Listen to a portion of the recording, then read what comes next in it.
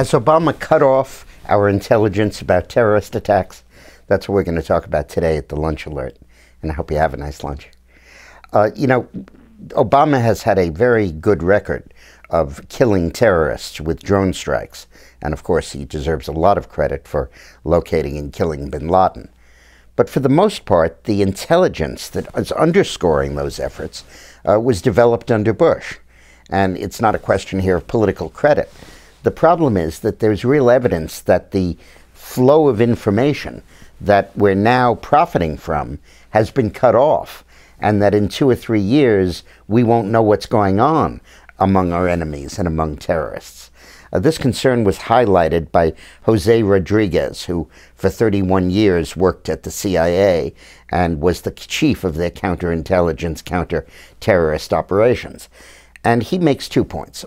First of all, he says that if we capture a high-value terrorist target right now, we have no place to put him. We can't put him in Guantanamo. That's closed to any new admissions. The detention centers, the so-called black sites throughout the world that the CIA maintains so that they could interrogate people without bringing them onto U.S. territory, have all been closed. And we can't bring them to U.S. prisons, because if we do, we're bound by the U.S. Constitution and how we treat them, even though they're not U.S. citizens or residents on our soil. So there's no way to interrogate them. When a leader of the operations in the Sudan, the Al-Qaeda in the Sudan, was captured just recently, we had to interrogate him on a Navy ship in the Indian Ocean because we had no place else to put him.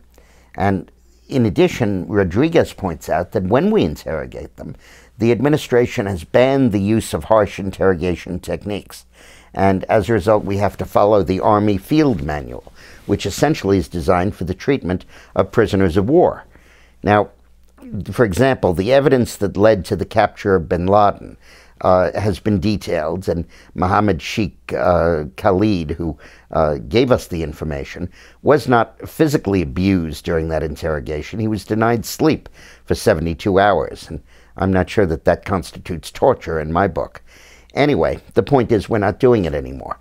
And the Army Field Manual basically says you cannot in any way coerce psychologically, physically, by promising or threatening to withhold or give anything. You can't do anything except go to the guy and say, hey, would you like to tell us all about your operations? No, well, okay. We'll see you later.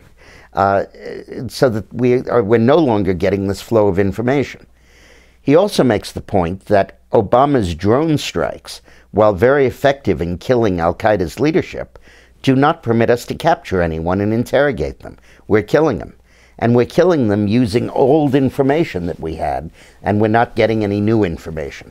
So it's kind of like eating your seed corn. We won't have anything to plant for the future to develop future leads and to understand how Al-Qaeda is reshaping. And bear in mind, when we kill the terrorist leaders, new ones take their place, and we need to go after them, but how are we going to know who they are if we don't have a robust system of interrogation? So this has not been a political issue in this election, but it's a fascinating perspective from Jose Rodriguez, and his book is called Hard Measures, and he really explains a lot about what went on and what the failures of this administration are in intelligence. So have a nice lunch. I hope you like it. Thank you.